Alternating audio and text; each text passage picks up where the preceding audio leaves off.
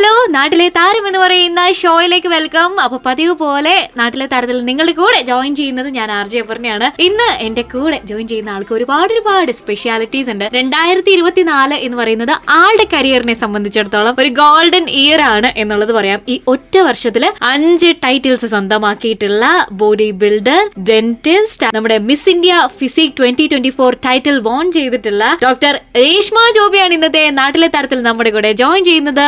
Welcome. Thank you so much for inviting me.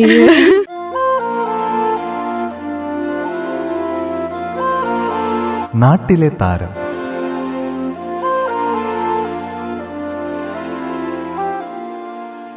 പല്ലുകളുടെ ഡോക്ടറാണ്.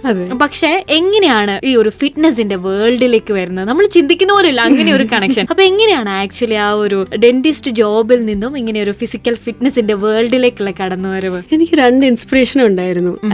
ആദ്യത്തെ ഇൻസ്പിറേഷൻ എന്താന്ന് വെച്ചാൽ, എനിക്ക് പണ്ട് തൊട്ടേ ഒരു ആഗ്രഹം ഉണ്ടായിരുന്നു, വർക്ക്ഔട്ട് ചെയ്യുക, വെയിറ്റ് എടുക്കുക, മസിൽസ് ബിൽഡ് ചെയ്യുക, അങ്ങനെ ഒരു ആഗ്രഹം ഉണ്ടായിരുന്നു. പിന്നെ എന്റെ രണ്ടാമത്തെ ഇൻസ്പിറേഷൻ എങ്ങനെയാണെന്ന് വെച്ചാൽ, നമ്മൾ എല്ലാ ദിവസവും പല്ല് തേക്കുന്ന പോലെ ഒരു ഹാബിറ്റ് ക്രിയേറ്റ് ചെയ്തെടുക്കുക. അത് ഡെന്റിസ്ട്രിയിൽ നിന്ന് എനിക്ക് കിട്ടിയ ഒരു ഇൻസ്പിറേഷനാണ്. നമ്മൾ എല്ലാ ദിവസം പല്ല് തേക്കാൻ ഒരു ഇൻസ്പിറേഷന് വേണ്ടി വെയിറ്റ് ചെയ്യാറുണ്ടോ? ഇല്ല. നമ്മൾ ആലോചിക്കാതെ തന്നെ പല്ല് തേക്കും. അതുപോലെ തന്നെ നമ്മൾ ആലോചിക്കാതെ വർക്ക്ഔട്ട് ചെയ്യുന്ന ഒരു റൂട്ടീൻ ക്രിയേറ്റ് ചെയ്തെടുക്കണം എന്നൊരു ആഗ്രഹം ഉണ്ടായിരുന്നു. അങ്ങനെ ഈ ഫീൽഡ് കയറിയതാ. 2024 എന്ന് പറഞ്ഞത് ഞാനിപ്പോ പറഞ്ഞിട്ടുണ്ടായിരുന്നു, നമ്മുടെ കരിയറിനെ സംബന്ധിച്ചിടത്തോളം ഒരു ഗോൾഡൻ ഇയർ ആണ്. 5 ടൈറ്റിൽസ്. ആ 5 ടൈറ്റിൽസിന്റെ കാര്യം നമുക്കറിയണം, ആ ഒരു നേട്ടത്തിന്റെ സ്റ്റോറിയും നമുക്കറിയണം. ഞാൻ 2.5 വർഷം മുമ്പാണ് ഞാൻ ഈ ജേർണി തുടങ്ങിയത്. ആക്ച്വലി ഞാൻ ഈ ജേർണി എന്തുകൊണ്ടാണ് തുടങ്ങിയതെന്ന് വെച്ചാൽ, എന്റെ വെയിറ്റ് കുറച്ച് ഒരു ഹെൽത്തി BMI ലെവലിലേക്ക് എത്തിക്കാൻ വേണ്ടിയിട്ടായിരുന്നു. എനിക്ക് ആദ്യം 80 കിലോ ഉണ്ടായിരുന്നു. എന്റെ പൊക്കം 5'2". അപ്പോ എന്റെ പൊക്കം അനുസരിച്ച് എന്റെ BMI ലെവൽ ഭയങ്കര ഹൈ ആയിരുന്നു. അത് കാരണം എനിക്ക് കുറച്ച് ഹെൽത്ത് ഇഷ്യൂസ് ഒക്കെ ഉണ്ടായിരുന്നു. ഫോർ എക്സാമ്പിൾ ഉറക്കമില്ലായ്മ, മൂഡ് ഇഷ്യൂസ്, മെൻസ്ട്രൽ ഇഷ്യൂസ്, അങ്ങനത്തെ ഒക്കെ പ്രശ്നങ്ങൾ ഉണ്ടായിരുന്നു. അപ്പൊ എനിക്ക് ഇതൊക്കെ ഒരു കൺട്രോളിൽ എത്തിക്കണമെന്നൊരു ആഗ്രഹം ഉണ്ടായിരുന്നു. അങ്ങനെയാണ് ഞാൻ ജിമ്മിൽ പോയി തുടങ്ങിയത്. അങ്ങനെ ഞാൻ 6 മാസം വർക്ക്ഔട്ട് ചെയ്ത് വലിയ റിസൾട്ട് ഒന്നും ഇല്ലാതെ വർക്ക്ഔട്ട് ചെയ്ത് നോക്കിയായിരുന്നു. പിന്നെ പതിയെയാണ് എന്റെ വെയിറ്റ് ഒക്കെ കുറഞ്ഞ് ഫാറ്റ് ഒക്കെ പോയി മസിലൊക്കെ ബിൽഡ് ചെയ്ത് വന്ന് തുടങ്ങിയത്. നാച്ചുറൽ ആയിട്ട് ചെയ്യുന്നത് കൊണ്ട് ഒത്തിരി സമയം എടുക്കും. ഞാൻ എൻഹാൻസ്ഡ് അത്ലീറ്റ് അല്ല, നാച്ചുറൽ അത്ലീറ്റ് ആണ്. അതുകൊണ്ട് തന്നെ ഒത്തിരി സമയം എടുത്തു. പക്ഷേ ഈ പ്രോസസ്സ് എനിക്ക് ഒത്തിരി ഇഷ്ടപ്പെട്ടു. And I wish to continue this for the future. ഈ 2 വർഷത്തെ ജേർണി എന്ന് പറഞ്ഞല്ലോ, ആക്ച്വലി ഇതിന് നമുക്കൊരു മോട്ടിവേഷൻ ആവശ്യമാണ്. അപ്പൊ എവിടുന്നാണ് ആ ഒരു മോട്ടിവേഷൻ നമുക്ക് കിട്ടിയത്? ആ ഒരു മോട്ടിവേഷൻ എനിക്ക് എന്റെ സ്വന്തം റിസൾട്ട്സിൽ നിന്ന് തന്നെയാണ് എനിക്ക് എപ്പോഴും കിട്ടുന്നത്. സോ എല്ലാ പ്രാവശ്യം ഞാൻ എന്തെങ്കിലും സാക്രിഫൈസ് ചെയ്യേണ്ടി വരും. ലൈക്ക് ഷുഗർ കട്ട് ചെയ്യണം, ജങ്ക് ഫുഡ് കട്ട് ചെയ്യണം, ഇഷ്ടമുള്ള ഭക്ഷണങ്ങൾ മാറ്റി വെക്കണം. ചിലപ്പോൾ നമ്മുടെ ബേസിക് ഭക്ഷണങ്ങൾ ചായയൊക്കെ മാറ്റി വെക്കേണ്ട അവസരങ്ങൾ വന്നിട്ടുണ്ട്. ഇതൊക്കെ ഒരു പെയിൻഫുൾ ആയിട്ടൊരു ഡിസിഷനാണ്. പക്ഷെ ഞാൻ ഓർക്കുന്നത്, ഈ ഒരു പെയിൻ ആണ് നമ്മളൊരു ഓവർ വെയിറ്റ് അല്ലെ അൺഹെൽത്തി ആയിട്ടിരിക്കുന്ന ഒരു പെയിനേക്കാളും നല്ല പെയിൻ. കറക്റ്റ് കാര്യങ്ങൾ പ്രയോറിറ്റൈസ് ചെയ്യുന്ന ഒരു ശീലം ഉണ്ടാക്കിയെടുത്തായിരുന്നു പണ്ട് തൊട്ട്. അങ്ങനെ എനിക്കൊരു ഇൻസ്പിറേഷൻ ഉണ്ടായി വന്നേ. ഇപ്പൊ മിസ് ഇന്ത്യ ഫിസിക് 2024 ടൈറ്റിൽ വിന്നറാന്ന് പറഞ്ഞു. ആ വർഷം തന്നെ നമുക്ക് മിസ് സൗത്ത് ഇന്ത്യ 2024 കിട്ടുന്നു, മിസ് കോട്ടയം 2024 കിട്ടുന്നു, മിസ് കേരള 2024 കിട്ടുന്നു. ഇതിൽ ഏത് സ്റ്റേജ് ആയിരുന്നു ആക്ച്വലി നമ്മുടെ ഒരു ഡ്രീം സ്റ്റേജ്? ആൻഡ് ഈ സ്റ്റേജിലൊക്കെ പോകുന്നതിന്റെ, പാർട്ടിസിപ്പേറ്റ് ചെയ്യുന്നതിന്റെ ഓർമ്മകളൊക്കെ നമ്മളായിട്ടൊന്ന് ഷെയർ ചെയ്യുമോ? സോ എന്റെ ഏറ്റവും ആദ്യത്തെ സ്റ്റേജ് എന്ന് വെച്ചാൽ മിസ് കോട്ടയം 2024 ആണ്. ഈ 2.5 വർഷം വർക്ക്ഔട്ട് ചെയ്യുന്ന സമയത്ത് ഞാൻ ഒരിക്കലും ഓർത്തില്ല ഞാൻ ഒരു ബോഡി ബിൽഡിംഗ് കോമ്പറ്റീഷന് കയറും. അങ്ങനെയൊന്നും ഒരിക്കലും ഓർത്തില്ല. വെറുതെ ഞാൻ ഒരു റുട്ടീൻ ക്രിയേറ്റ് ചെയ്ത് വർക്ക്ഔട്ട് ചെയ്യുന്നു, ഡയറ്റ് എടുക്കുന്നു, അങ്ങനെ മാത്രം നോക്കിയ ആളാണ്. പിന്നെ പെട്ടെന്നൊരു ഇൻസ്പിറേഷൻ കയറി വന്നേ, ഒരു കോമ്പറ്റീഷൻ കൂടെ ചെയ്ത് നോക്കിയേക്കാം. കാരണം ഞാൻ എന്തായാലും ഇവിടുന്ന് നാട്ടിൽ നിന്ന് പോകാൻ പ്ലാൻ ചെയ്യുന്നയാളാണ്. പോകുന്നതിന് മുമ്പ് എന്തെങ്കിലും ഒന്ന് ചെയ്തേക്കാന്നൊക്കെ ആലോചിച്ച് ചെയ്തു തുടങ്ങിയതാണ്. അപ്പോഴാണ് മിസ് കോട്ടയം കോമ്പറ്റീഷനിൽ ടൈറ്റിൽ അടിക്കുന്നത്. ഞാൻ അത്രയ്ക്ക് എക്സ്പെക്ട് ചെയ്തേ ഇല്ല. നല്ലൊരു സർപ്രൈസ് ആയിരുന്നു. Because it was my first stage and I never expected it to happen that way. പിന്നെ ആ ഫസ്റ്റ് ലെവൽ കഴിഞ്ഞിട്ടുള്ള സെക്കൻഡ് ലെവലാണ് മിസ് കേരള. അതിനും കൂടെ കയറിക്കാന്ന് വെച്ചു. അതൊരു 1 മാസം 2 മാസം കഴിഞ്ഞിട്ടുള്ള ഒരു കോമ്പറ്റീഷൻ ആയിരുന്നു. അതിന് എനിക്ക് ഒരു സെക്കൻഡ് പ്ലേസ് കിട്ടി. പിന്നെ അത് കഴിഞ്ഞിട്ടുള്ള കോമ്പറ്റീഷൻ ആയിരുന്നു മിസ് സൗത്ത് ഇന്ത്യ. അതിന് എനിക്ക് ടൈറ്റിൽ വിന്നറായി ഫസ്റ്റ് പ്ലേസ് കിട്ടി. പിന്നെ ഒരു ഓപ്പൺ കേരള കോമ്പറ്റീഷൻ കൂടെ ഉണ്ടായിരുന്നു, അതിനും ടൈറ്റിൽ അടിച്ചു. പിന്നെ എനിക്ക് കഴിഞ്ഞ മാസം ഒരു മിസ് ഇന്ത്യ എന്ന് പറയുന്ന കോമ്പറ്റീഷൻ ഉണ്ടായിരുന്നു, അതിനും ഫസ്റ്റ് പ്ലേസ് കിട്ടി. ഞാൻ എല്ലാ പ്രാവശ്യം സ്റ്റേജിൽ കയറുമ്പോൾ ജയിക്കണം എന്നുള്ള മൈൻഡ് സെറ്റ് വെച്ചല്ലേ ഞാൻ കയറുന്നത്. എന്റെ ഒരു ബെസ്റ്റ് ഫോം, എന്റെ ഒരു ബെസ്റ്റ് സെൽഫ് പ്രസന്റ് ചെയ്യുക, എന്റെ 2.5 വർഷത്തെ കഷ്ടപ്പാട് പ്രസന്റ് ചെയ്യുക, മാക്സിമം നല്ലപോലെ പ്രസന്റ് ചെയ്യുക എന്നൊരു മൈൻഡ് സെറ്റ് വെച്ചാൽ ഞാൻ കയറി. ആരുമായിട്ട് കോമ്പീറ്റ് ചെയ്യോ, ആരെയോ അടിച്ചു തോപ്പിക്കുകയോ അങ്ങനെ ഒരു മൈൻഡ് സെറ്റ് വെച്ചാൽ ഒരിക്കലും ഞാൻ കയറിയിട്ടേ ഇല്ലായിരുന്നു. So I am really happy about my achievements. ഞാൻ തന്നെ ഒരു ഇൻസ്പിറേഷനായി മാറുക. ബോസ്റ്റ് ചെയ്ത് പറയുമല്ല, പക്ഷേ ചിലപ്പോൾ ചില സമയത്ത് ഞാൻ മൂഡൊക്കെ ഓഫ് ആയിട്ടിരിക്കുമ്പോൾ ഞാൻ ഇങ്ങനെയൊക്കെ ആലോചിക്കും, ഇത്രയും ഹാർഡ് വർക്ക് ചെയ്ത് കയറി വന്നു. അപ്പോൾ ഇങ്ങനത്തെ കാര്യങ്ങൾ നമുക്ക് ഓവർകം ചെയ്യാൻ പറ്റുമെങ്കിൽ നമുക്ക് ഇനിയും എന്ത് ബുദ്ധിമുട്ട് വന്നാലും ഓവർകം ചെയ്യാം. അങ്ങനെ ഒരു മൈൻഡ് സെറ്റ് ക്രിയേറ്റ് ആയി വരും നമുക്ക് ഓട്ടോമാറ്റിക്കലി. എന്റെ ഡ്രീം സ്റ്റേജ് എന്ന് വെച്ചാൽ മിസ് സൗത്ത് ഇന്ത്യ ആയിരുന്നു ഇതുവരെ. അന്ന് ആദ്യമായിട്ട് ഞാൻ കാലിക്കട്ട് വരെ പോയി. എന്റെ ജിം ട്രെയിനറും ജിമ്മിലെ ബാക്കി അത്ലീറ്റ്സിന്റെ കൂടെ കാലിക്കട്ട് വരെ പോയി സ്റ്റേജ് കയറി. നല്ലൊരു സ്റ്റേജും ആയിരുന്നു അവിടെ.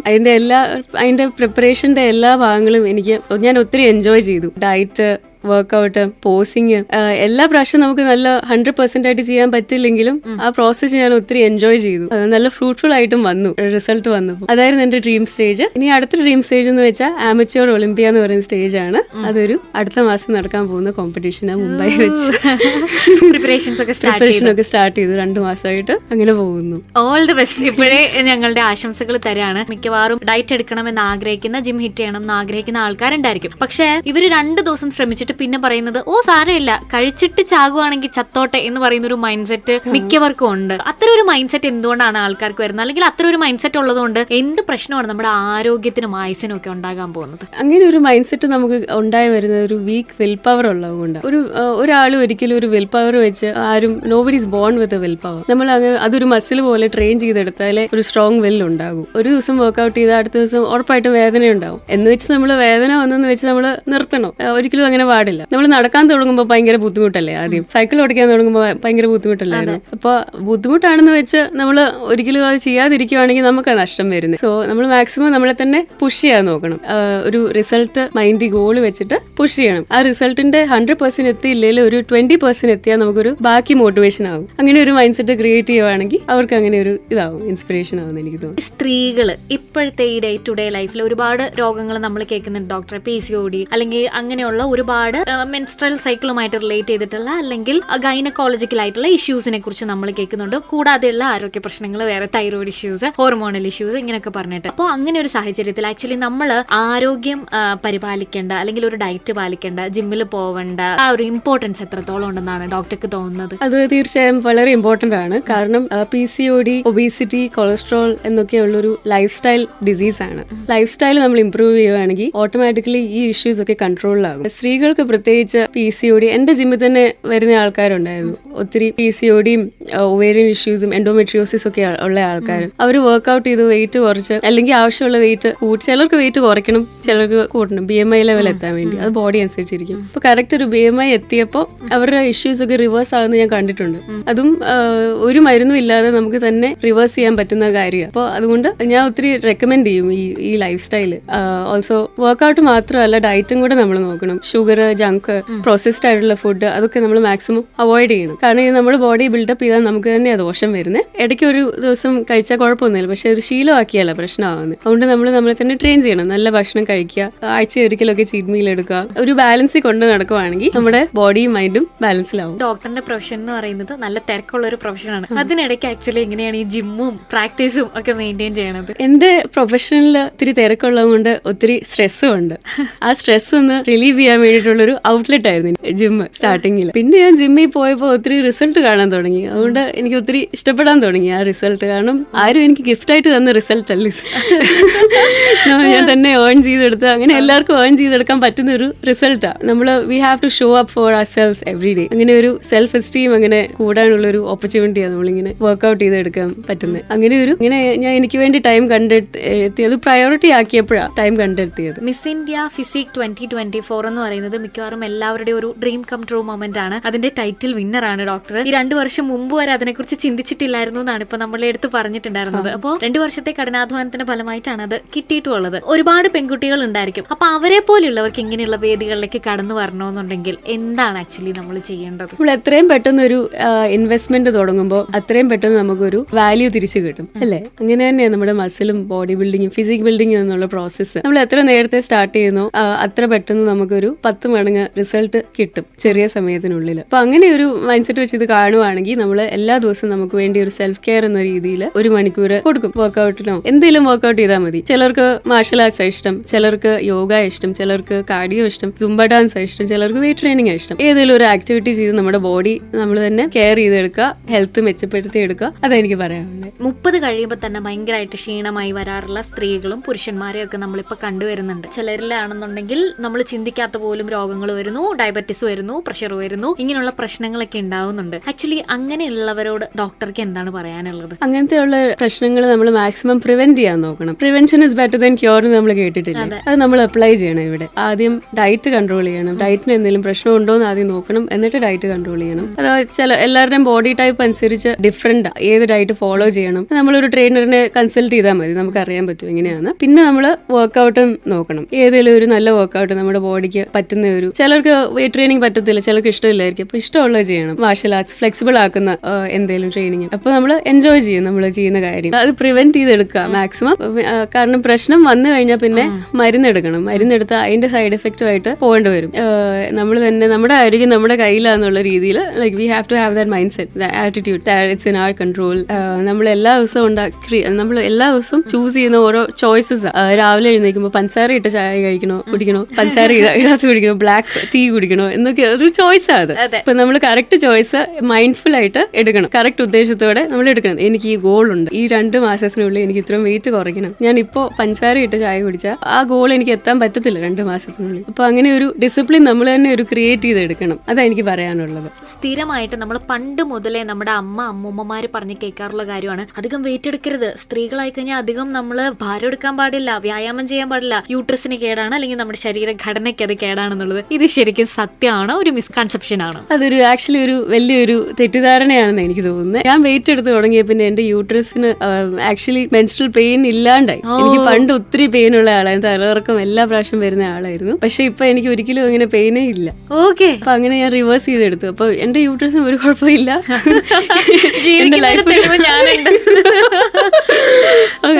നമ്മൾ വെയിറ്റ് എടുക്കുന്ന രീതിയും കറക്റ്റ് ആയിട്ട് വേണം എടുക്കാൻ. അല്ലെങ്കിൽ ഫോം എന്ന് പറയുന്ന ഒരു കാര്യം ഭയങ്കര കറക്റ്റ് ആണ്. നമ്മൾ വണ്ടി ഓടിക്കുമ്പോൾ എങ്ങനെയാ വണ്ടി ഓടിക്കുന്നത്? വെറുതെ വണ്ടി ഓടിച്ചാൽ ഉറപ്പായിട്ടും ആക്സിഡന്റ് ആവും. വണ്ടി ഓടിക്കുന്ന രീതിയിൽ വണ്ടി ഓടിക്കുവാണെങ്കിൽ കറക്റ്റ് ആയിട്ട് ആക്സിഡന്റ് ഇല്ലാതെ പോകാൻ പറ്റും. അതുപോലെ തന്നെ വെയിറ്റ് എടുക്കാനും ഒരു രീതിയുണ്ട്. അത് നമ്മൾ കറക്റ്റ് ആയിട്ട് പഠിക്കണം. 1-2 മാസം എടുത്ത് പഠിക്കണം. ആ ഫോം കറക്റ്റ് ആവുകയാണെങ്കിൽ ഒരു ഇഷ്യൂ ഇല്ലാതെ നമുക്ക് വെയിറ്റ് ട്രെയിൻ ചെയ്യാൻ പറ്റും. ഡോക്ടർ ഇപ്പൊ പറഞ്ഞിട്ടുണ്ടായിരുന്നു വളരെ നാച്ചുറൽ ആയിട്ടുള്ള രീതിയിലാണ് എൻഹാൻസ് ചെയ്ത് ബോഡി എടുത്തിട്ടുള്ളതെന്ന്. നല്ല കഷ്ടപ്പാടുള്ള പരിപാടിയാണ്, നമുക്കറിയാം ആ ഒരു കഷ്ടപ്പാടിന്റെ കാര്യം. ഒരു നാച്ചുറൽ ബോഡി ബിൽഡർ ആകാന്ന് വെച്ചാൽ ഒരു choice actually. I'm not judging those who are enhanced. എന്റെ പേഴ്സണൽ ചോയ്സ് ഒരു നാച്ചുറൽ ബോഡി ബിൽഡറായി നിൽക്കുക. ബിക്കോസ് എനിക്കാണെങ്കിൽ ഈ ഫീൽഡിൽ തന്നെ കുറെ നാള് ലാസ്റ്റ് ചെയ്യണമെന്നുണ്ട്. എൻഹാൻസ്ഡ് ബോഡി ബിൽഡർ എന്ന് വെച്ചാൽ മെഡിസിൻ എടുത്ത ബോഡി ബിൽഡർ. ലൈക്ക് മെഡിസിൻസ് എല്ലാവരുടെയും ബോഡിയിൽ എങ്ങനെയാ റിസൾട്ട് സൈഡ് ഇഫക്റ്റ് വരുന്നത് നമുക്ക് അറിയാൻ പറ്റില്ല, പ്രെഡിക്റ്റ് ചെയ്യാൻ പറ്റത്തില്ല. അതുകൊണ്ട് തന്നെ എനിക്ക് അങ്ങനത്തെ ഒരു റിസ്ക് എടുക്കാൻ ഒരു താല്പര്യം ഇല്ലാത്തതുകൊണ്ട് ഞാൻ നാച്ചുറൽ ആയിട്ട് നിൽക്കുക. ഒരു നാച്ചുറൽ ആയിട്ട് നിൽക്കുകയാണെങ്കിൽ നമ്മുടെ ബോൺസ് ടെൻഡൻസ് ഒക്കെ ടൈം എടുത്ത് ചെയ്യുന്നതുകൊണ്ട് ടൈംലി ആയിട്ട് ലൈക്ക് സ്ട്രോങ് ആകും. ഇൻസ്റ്റെഡ് ഓഫ് ഒറ്റയടിക്ക് മസിൽ പെട്ടെന്ന് വെക്കുകയാണെങ്കിൽ ലെഗമെന്റ്സിനും ബോൺസിനും അങ്ങനെ ക്യാച്ചപ്പ് ചെയ്യാൻ പറ്റത്തില്ല. അങ്ങനെ എൻഹാൻസ്ഡ് ആയിട്ടുള്ള ആൾക്കാർക്ക് ഇഞ്ചുറി ഒക്കെ വരുന്നത്. അതുമല്ല I think that it's more healthier to be a natural body builder. എത്ര കഷ്ടപ്പാടാണെങ്കിലും അത്രയ്ക്ക് ഒരു റിസൾട്ട് കിട്ടുന്നുണ്ട് നമുക്കൊരു നാച്ചുറൽ ആയിട്ട് നിൽക്കുകയാണെങ്കിൽ.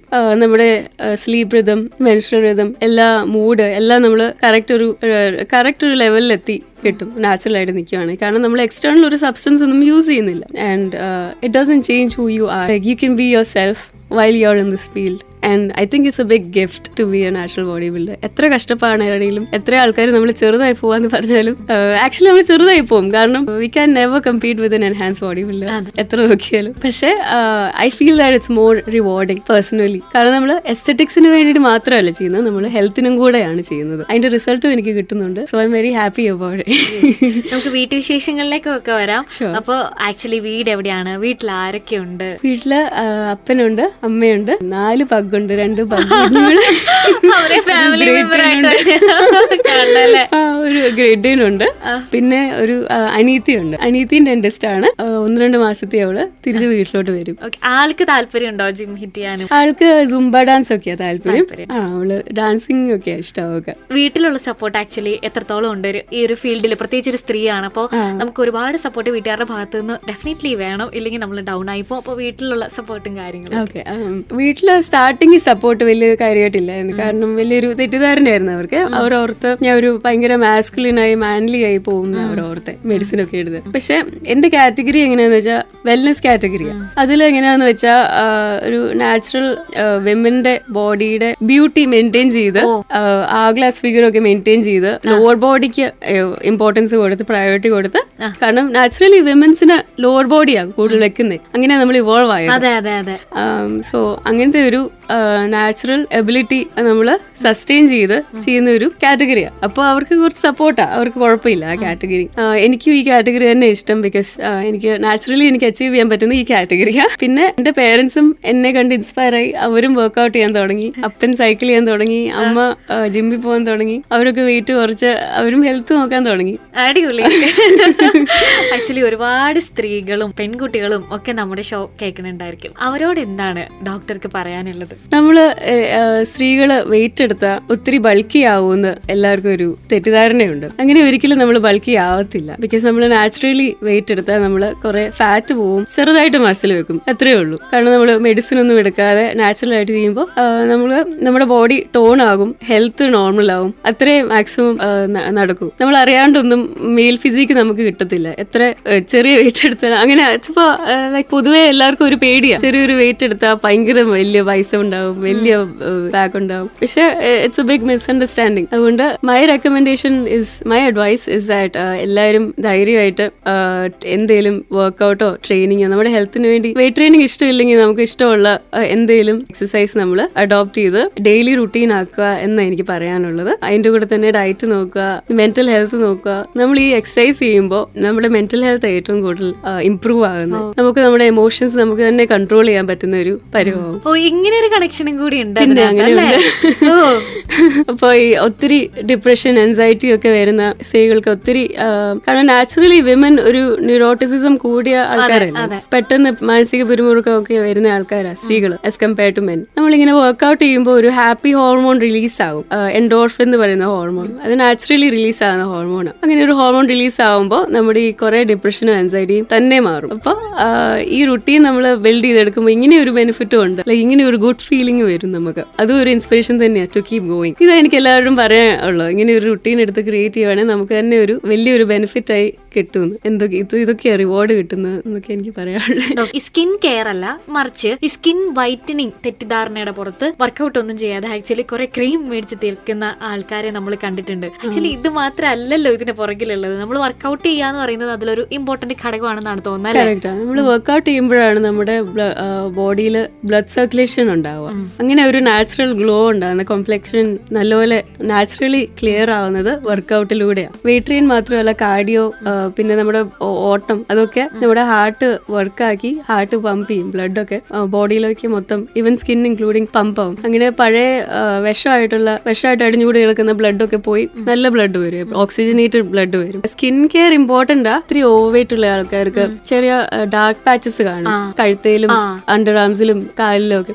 അത് ഈ ഇൻസുലിൻ റെസിസ്റ്റൻസ് എന്ന് പറയുന്ന ഒരു കാര്യം വരുമ്പോഴാണ് അങ്ങനെ വരുന്നത്. അത് വെയിറ്റ് കൂടി ഇൻസുലിൻ വർക്ക് ആവാതെ അങ്ങനെ ഒരു പ്രശ്നം വരും. അപ്പൊ നമ്മൾ ആ ഇഷ്യൂ നമ്മൾ ഹാൻഡിൽ ചെയ്തില്ലെങ്കിൽ ഡാർക്ക് പാച്ചസ് കൂടത്തേ ഉള്ളൂ. എന്തൊക്കെ ക്രീം തേച്ചാലും ഇല്ലെങ്കിലും കൂടത്തേ ഉള്ളൂ. അപ്പൊ നമ്മൾ ഈ ഉള്ളിൽ നിന്നുള്ള പ്രശ്നങ്ങൾ പരിഹരിക്കാതെ പുറമേ നിന്നുള്ള പ്രശ്നങ്ങൾ മാത്രം പരിഹരിക്കുകയാണെങ്കിൽ ഇതാ പ്രശ്നമാകുന്നത്. അപ്പൊ നമ്മൾ മാക്സിമം റൂട്ട് കോസ് കണ്ടുപിടിക്കാൻ നോക്കണം. മോസ്റ്റ്ലി ഇന്റേണൽ ആ പ്രശ്നങ്ങൾ നമുക്ക് അത് കൺട്രോൾ ആയി കഴിയുമ്പോൾ നമുക്ക് എക്സ്റ്റേണൽ ഇഷ്യൂസ് നോക്കാം. ഇതൊക്കെ മാറ്റി വെക്കുകയാണെങ്കിൽ, ജിമ്മും ബാക്കിയുള്ള കാര്യങ്ങൾ മാറ്റി വെക്കുകയാണെങ്കിൽ ബാക്കി എന്തൊക്കെ കാര്യം ഇഷ്ടം? മൂവീസ്, പാട്ട്, അങ്ങനെ? ഞാൻ ഇൻസ്റ്റാഗ്രാമില് റീൽസ് ഇടയ്ക്ക് അത് എല്ലാരും ഇപ്പൊ ചെയ്യുന്ന മാക്സിമം പിന്നെ യൂട്യൂബിൽ ഒരു ചാനലുണ്ട് ഈയിടെ തുടങ്ങിയത്. എന്റെ ഡയറി എൻട്രീസ് ഒക്കെ ഞാൻ വായിക്കുന്നുണ്ട്. ചെറുപ്പത്തിൽ എഴുതിയിരിക്കുന്ന ഡയറി എൻട്രീസ് ഒക്കെ ഞാൻ പട്ടിക്കുഞ്ഞുങ്ങളെ നോക്കും. ഞാൻ ജർമ്മൻ പഠിച്ചിട്ടുണ്ട് B2 ലെവൽ വരെ. അപ്പൊ അതില് മൂവീസ് ഒക്കെ കാണും, ഇംഗ്ലീഷ് മൂവീസ് കാണും. പിന്നെ ചാർക്കോൾ സ്കെച്ച് ഒക്കെ ചെയ്യും. അങ്ങനെ കുറെ കാര്യങ്ങളൊക്കെ ചെയ്യും ടൈം പാസിന്. പിന്നെ ഡയറ്റ്, കുക്കിംഗ് എനിക്ക് ഒത്തിരി ഇഷ്ടമാണ്. ഡയറ്റ് ഫുഡ് നല്ല ക്രിയേറ്റീവ് ആയിട്ട് എനിക്ക് ബോറടിക്കാത്ത രീതിയിൽ ക്രിയേറ്റ് ചെയ്തെടുക്കാൻ എനിക്കറിയാം. അപ്പൊ അതൊക്കെ ചെയ്യും. സിമ്പിൾ ആയിട്ട് നമുക്ക് ചെയ്യാൻ പറ്റുന്ന ഒരു ഡയറ്റ് ഫുഡ്, വീട്ടിലുള്ള എല്ലാവർക്കും കഴിക്കാൻ പറ്റണ ഒരു ഡയറ്റ് ഫുഡിന്റെ റെസിപ്പി നമ്മളോടൊന്ന് പറയാം. ഞാനിപ്പോ ഫോളോ ചെയ്യുന്നത് മീറ്റ് ആൻഡ് വെജിറ്റബിൾസ് ഡയറ്റ് എന്ന് പറയുന്ന ഡയറ്റാ. അപ്പൊ ഇതിലെന്താന്ന് വെച്ചാൽ നമ്മള് ഇഷ്ടമുള്ള ഏതെങ്കിലും മീറ്റ്, ചിക്കൻ, ഫിഷ് അല്ലെങ്കിൽ ബീഫ് അല്ലെങ്കിൽ മറ്റേ ഏതെങ്കിലും ഒരു മീറ്റ് എടുക്കുക, കുക്ക് ചെയ്യുക, വലിയ എണ്ണയില്ലാതെ കുക്ക് ചെയ്യുക. പിന്നെ വെജിറ്റബിൾസ് നമ്മള് ചുമ്മാ ഉപ്പും കുരുമുളകും ഇട്ട് ചെറിയ പീസ് കട്ട് ചെയ്ത് കുക്ക് ചെയ്യുക. പിന്നെ അത് കഴിക്കുക, ഉച്ചയ്ക്കും വൈകിട്ടും കഴിക്കുക. ഒരു നോർമൽ ആയിട്ട് ഡെയിലി ആയിട്ട് കഴിക്കുക. അതിന് ടേസ്റ്റ് ഉണ്ട്. ചെറിയ നാരങ്ങയൊക്കെ പിഴിഞ്ഞിടുവാണെങ്കിൽ കുറച്ചും കൂടെ ടേസ്റ്റ് കൂടും, സൂപ്പ് പോലെ കഴിക്കാൻ പറ്റും. പിന്നെ എല്ലിന്റെ ഒരു സൂപ്പ് ക്രിയേറ്റ് ചെയ്യാം, അതും നല്ല ഫില്ലിങ്. ഇതിൽ ഫാറ്റ് ഉണ്ടോന്ന് വെച്ചാൽ ഉണ്ട്, പക്ഷെ നാച്ചുറൽ ഫാറ്റ് ആയതുകൊണ്ട് വലിയ പ്രശ്നം ഉണ്ടാകത്തില്ല. നമുക്ക് പ്രോസസ്ഡ് ആയിട്ടുള്ള ഫാറ്റാണ് നമുക്ക് പ്രശ്നം ഉണ്ടാകുന്നത്, ലൈക്ക് ട്രാൻസ് ഫാറ്റ്, പിന്നെ ജങ്ക് ഫുഡിൽ കാണുന്ന ഫാറ്റ്, അതൊക്കെയാണ് നമുക്ക് ഹാർട്ട് ഇഷ്യൂ ആയിട്ട് വരുന്നത്. പക്ഷെ എന്ത് എക്സസിലായാലും നമുക്ക് പ്രശ്നമാകും. കാരണം എത്ര ഹെൽത്തി ഫുഡ് കഴിക്കുക എന്ന് വെച്ചാലും അത് ഓവർ ആക്കുവാണെങ്കിൽ അത് നമുക്ക് ഹെൽത്തിന് ഇഷ്യൂ ആണ്. നമ്മൾ എത്ര കാലറി ഇൻടേക്ക് ചെയ്യുന്നോ ഓൾമോസ്റ്റ് അറ്റ്ലീസ്റ്റ് ഈക്വൽ എമൗണ്ട് നമ്മൾ എക്സ്പെൻഡ് ചെയ്യണം വർക്കൗട്ടിലൂടെ. അല്ലെങ്കിൽ എക്സ്ട്രാ എനർജി അടിഞ്ഞു കൂടി കിടന്ന് ഫാറ്റായി മാറും, അത് ഹാർട്ടിനൊക്കെ പ്രശ്നമാവും. അപ്പൊ നമ്മൾ അതിന് ശ്രദ്ധിക്കണം. സോ ഇതാ എന്റെ diet food, meat and vegetables diet. ഇത് നമുക്ക് ഇഷ്ടപ്പെടുന്ന ഒരു ഡയറ്റാണ്. എനിക്ക് ഒത്തിരി ഇഷ്ടപ്പെട്ട ഡയറ്റ് ആയത്, എനിക്ക് ഇത് വർക്ക് ആവുന്ന ഡയറ്റ് ആയത്. ഇത് എല്ലാവർക്കും കഴിക്കാൻ പറ്റുന്ന ഡയറ്റ്. ആണെങ്കിൽ കൂടെ ഒരു ചപ്പാത്തി ഇഷ്ടപ്പെടുന്ന ആൾക്കാർ അത് കഴിക്കാം, വൈറ്റ് റൈസ് കഴിക്കാം. ഇതാ ഡയറ്റ്. ഓക്കെ, അപ്പൊ thank you so much doctor. തിരക്കിനിടയിൽ നമ്മുടെ കൂടെ ഇന്ന് ഈ നാട്ടിലെ താരം എന്ന് പറയുന്ന ഷോയിൽ കൂടി വാല്യുബിൾ ആയിട്ടുള്ള കുറെ അറിവുകൾ നമ്മളുമായിട്ട് ഷെയർ ചെയ്തു. അപ്പൊ thank U so much for having me here. See you all next time. Okay.